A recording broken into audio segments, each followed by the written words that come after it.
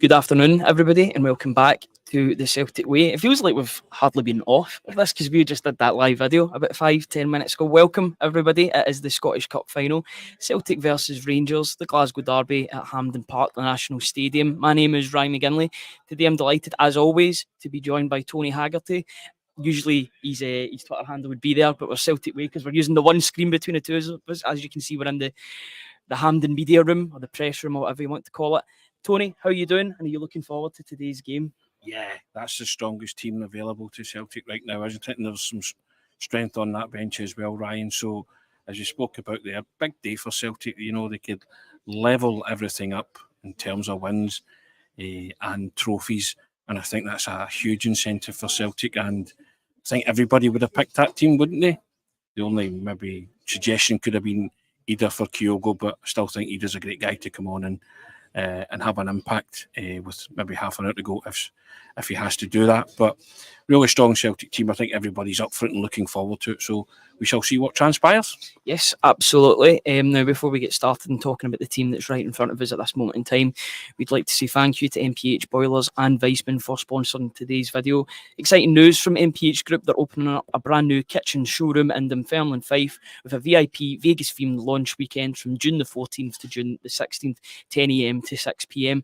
There'll be roulette games with an instant win prizes like 10% off services, free boiler services, and a chance to enter a draw for bigger prizes. Land on zero and get entered into a grand draw for a 4-night stay at Trump Tower in Vegas with a helicopter tour. Don't miss out. RSVP now at www.launch.mph.group to secure your spot. See you there. And we will also bring up the great offer that we've still got going on, if I can just bring it up. 6 months of access for just £1, plus you can win lunch with Celtic legend Martin O'Neill. www.celticway.co.uk/subscribe. If you subscribe just now, you'll be right in time for getting Tony's instant analysis immediately following the game, as well as press conferences from the players and the manager as well. Regardless of the result, win, lose or draw, we will be trying to bring you the best Celtic content on the internet. So let's get in and talk about this team. Before I do, I'll just put this back up. So the team today is Joe Hart in goals, a back four of Greg Taylor, Liam Scales, Maeda and Carter-Vickers and Alistair Johnson left to right. Cal McGregor's in the number 6 position, joined by Rio Hatate and Matt O'Reilly in the further forward areas. Maeda and Forrest join up with Kyogo up front to complete the lineup. The subs this afternoon are Scott Bain, Lewis Palmer, Adam Ida, Nicholas Kuhn, Mike Nawrowski, Tomoki Awata, Paulo Bernardo, Tony Ralston and Stephen Welsh. A strong team, Tony. It's the team that we predicted. I think that's 11 out of 11 on the predicted lineups. Not that we're rubbing it in or anything like that at all, but 11 out of 11, strongest possible team. What's your thoughts? I think everybody would have predicted that team, wouldn't they? As I said on the video just prior to coming on, I think there's a real strong sense of optimism and confidence about this Celtic team. They finished the league off at Rugby Park with a swagger. Can they do it in the Scottish Cup final against their rivals? Can they finish the season with a plum and a swagger? I'm certainly hoping so, and I think that team is as good as it gets, and I think they'll be champing at the bit to do that, Ryan. They'll want to go into the summer as double winners. Get the caveat with it's Joe Hart's last game. Could it be Matt O'Reilly's last dance as well? We've spoken about that. Whatever it is, there's lots of little subplots there, Ryan, but that Celtic can grasp. But the biggest thing is go out and just win the cup and claim the double. And as I say, it will level everything off. I think it'll be 169 derby wins each and 118 trophies each, if memory serves me right. So, you don't need any more incentive than that. And it's just cup final day's brilliant. And when it's a Glasgow Derby cup final, there's just an added edge to it, isn't there? First Scottish Cup Glasgow Derby final since 2002 as well. I would have been 5 years old the last time this fixture was played out at the end of May in a Scottish Cup, in a Scottish season. So it's definitely been a while since this fixture has arose in this particular competition. I don't know about you, Tony. I think of a couple of players instantly when I look at that team lineup. These are guys that have experience in this fixture, that have experience of scoring and being a nuisance in this fixture. You look at the two Japanese boys in particular, leading the line in Daisen Maeda and Kyogo Furuhashi. Both of them have great records against Rangers. Kyogo's got 7 goals against our Glasgow Derby rivals, whilst Maeda is the boogeyman for Rangers. Let's be perfectly honest about that. He is the boogeyman when it comes to James Tavernier, and negating his attacking qualities, he's going to have another. I'm not going to say a thankless task, because he might get some joy in the attacking areas as well. But his first port of call this afternoon is to keep James Tavernier quiet, because, in my opinion anyway, and I think it's the opinion of quite a few people, if you keep James Tavernier quiet, you keep Rangers quiet in a game as a whole. Yeah, exactly, and that's selfless team performance that he just, we've come to expect from him. He's just going to be asked to do it again, and you trust him implicitly to do that. I just, what you will see is, whilst there's confidence and optimism, you can never underestimate Rangers. This is Rangers' last hurrah today. Are they capable of it? We will find out. But what you do know as a Celtic supporter is you trust that team to go out and perform and to bring back the silverware. But as I say, you can never underestimate Rangers. They have to show something today, because Celtic are in their heads. Hopefully Celtic stay in their heads, and they're coming off the park celebrating another trophy success. But you have to earn the right, as they always do. But there's a quiet efficiency about this Celtic team, which I just can't see Rangers matching up with today, looking at both lineups. Yeah, absolutely. Everybody get your score predictions in the comments, and we'll try and bring up as many as we can for the duration of this show. I think for both sides, to be honest, this is the last Glasgow derby for quite a few players on this team. I think there might be a few surprises as to who potentially leaves in the summer. It's that sort of summer for both sides. I think there's players that maybe are feeling comfortable just now, but come the summer, they might find out that they might be moving on to pastures new, bigger and better. I don't want to call it big and better, because sometimes it's difficult to get better than Celtic, maybe bigger than Celtic or bigger money than Celtic, but I think for both sides, especially, this is the last sort of hurrah for a lot of these players. There'll be new cast members next season, you would say.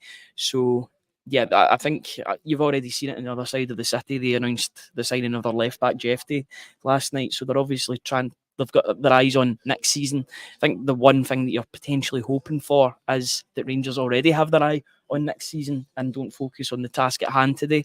I just believe that if Celtic come out and have this laser focused vision that we think that they do, that they have had for the past couple of games, I don't want to look too much into St Mirren, because that was a dead rubber, essentially. They got the job done, they got the late goal, but it was a dead rubber, and they knew they were getting the trophy at the end of the season. And the big games that have mattered in 2024, they've stepped up and been counted for. Even the loss against Hearts was a galvanising process, as Alistair Johnson was saying on the Celtic podcast. He said that was galvanising, because they went out for a night out despite losing, and they said we've got this in our hands. We just need to show up in the big games. They have shown up in the big games. I just think if Celtic, as I've said before, if they're laser focused, they'll get the job done today. That's my belief anyway. They've just been asked to turn up once more, Ryan, and I don't read too much about laying a marker down for next season, because, as you say, not this season. Both personnel will change.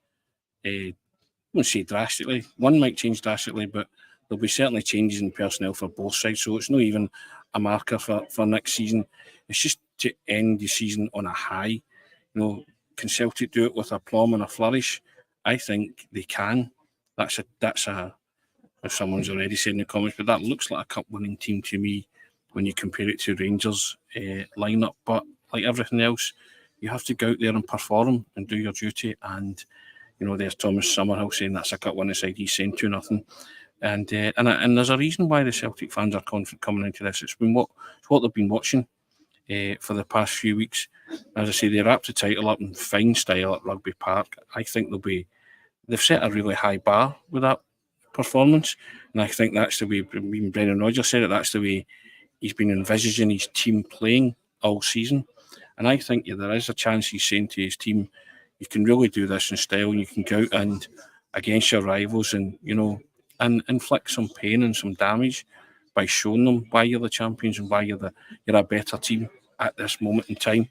There's an opportunity for them to do that today in Hampden. Hampden could suit Celtic's footballers on an occasion such as this. Yeah, absolutely. I'll just bring up some of the predictions, scoreline predictions. Thomas Summerhill, as before, he said that's a cup winning side, 2-0 to Celtic. I presume it's 2-0 to Celtic. Celtic are the home side in this game, aren't they? So yeah, Hazel Finn, as always in the comments, we appreciate you always being there. 3-1 to Celtic. Take any win will do. It doesn't matter about goal difference or anything like that. Win by any means necessary. That has been the message over the past couple of months, but it's a very, very true statement. Looking elsewhere in the team, it's the strongest midfield that Celtic can name as well. Now, there was a point in the season where you're maybe having Iwata in the team. No slight on Iwata, who I thought did a really good job in Cal McGregor's absence. But Cal McGregor is now back and fully fit in perfect times for the Euros, may I add, as well. So that'll be big for Scotland with the amount of injuries that they have. Rio Hatati's back. He's back on form. He's back in...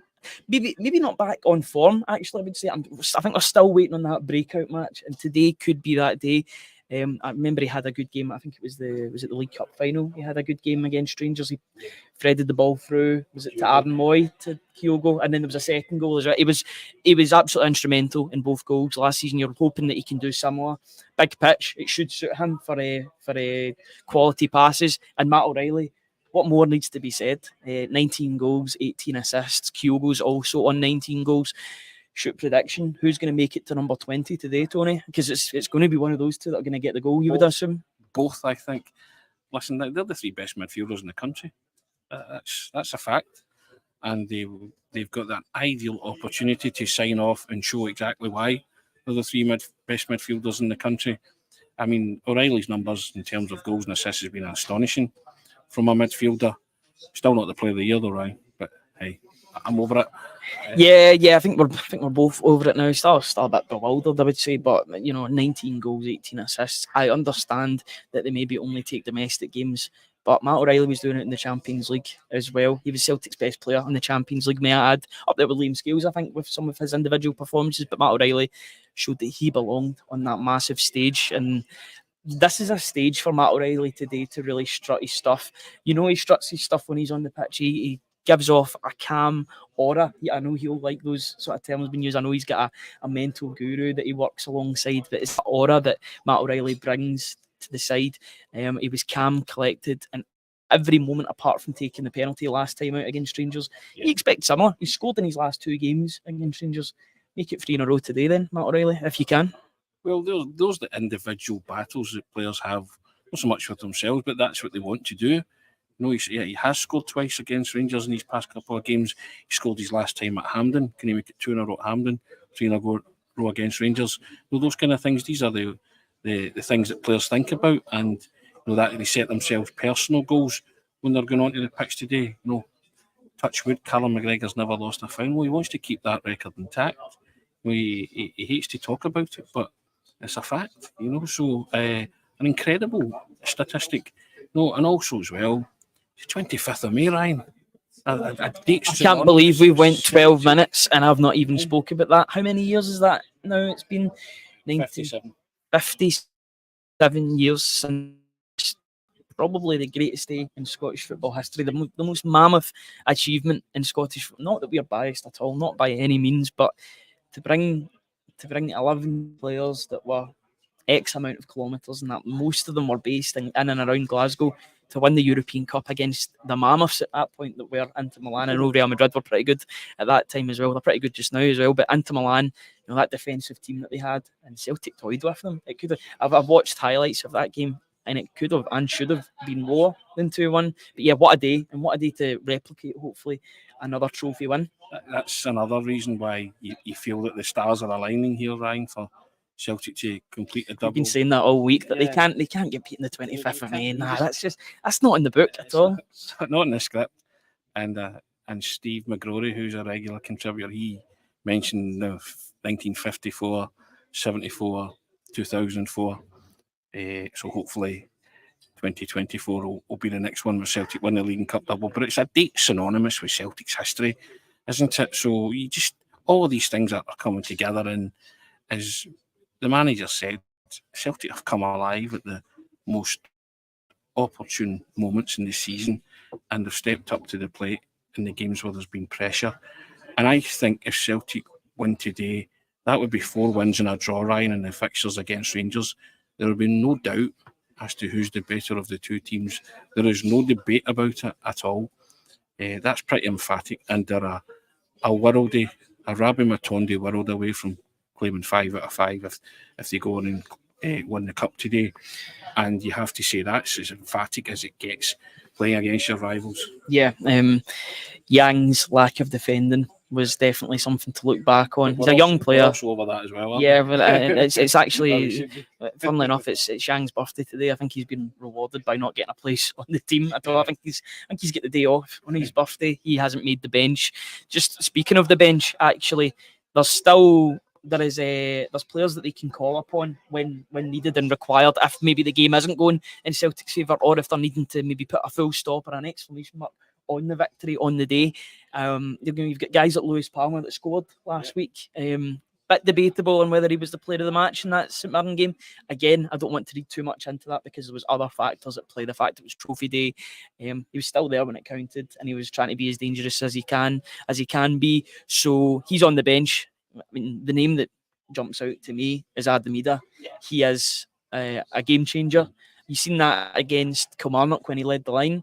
But also Nicholas Kuhn as well, because he did score in the last time Celtic played at Hampden. Yes, it was a tap-in after a good work from Kyogo, maybe a poor finish from him for the block, and it fell to Kuhn.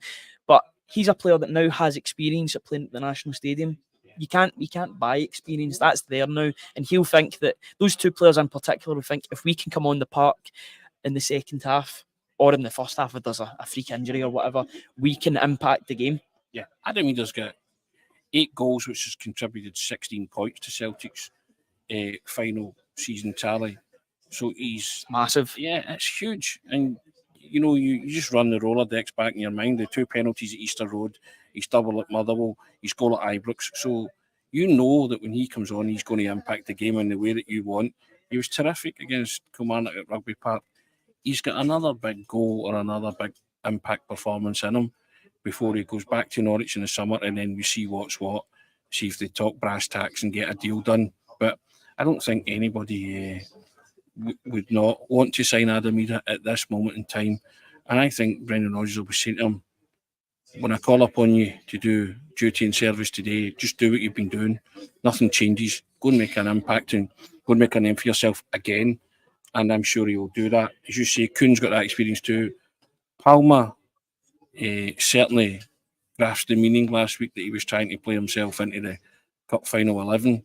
I said after the first half he wasn't. It was that sort of game, but then he did take it upon himself. So, but Forum Book tells you that he wasn't going to make the actual 11, but he certainly played himself into the squad, and he can come on and make another contribution like he did against St Mirren. Then that's another player that Celtic can look to if they need to come on and help to change the game in their favour if that's the case.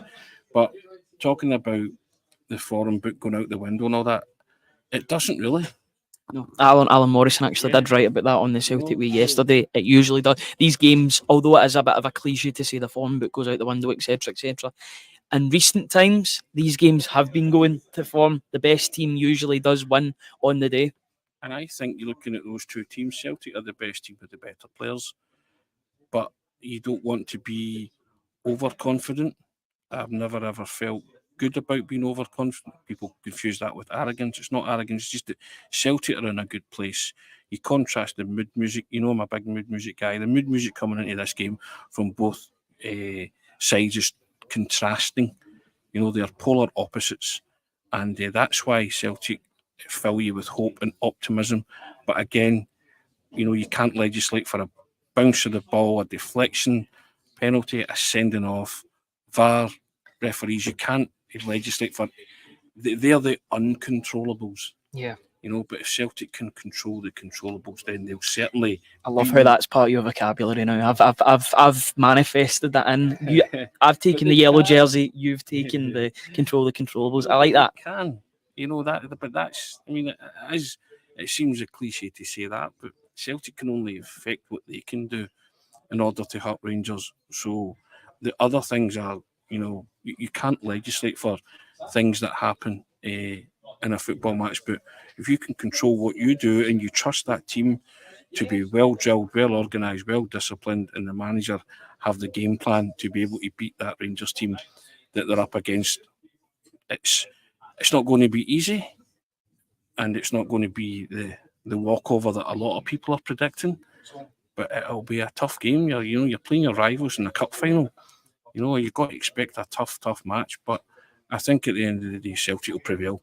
Yeah, I do agree with you. Is there anything else that you want to touch upon before we head off? I realise that we've been going on for just around about 19, 20 minutes now. So is there any danger men that you would pick out in the Rangers team that Celtic need to watch out for? I know we've touched upon Tavernier before, but Dessers scored in his last game. Fabio Silva, although he does split opinion, to put it lightly, amongst I would say the Rangers supporters that I've spoke to.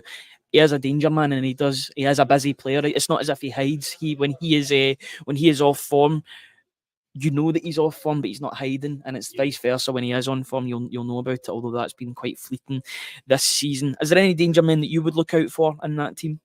I think you've nailed it there. Dessers and Silva, you take care of them, and then if Sima comes on, then you're going to have to watch him because he's a good player. I like Abdullah Sima. I think he can cause you problems with his pace.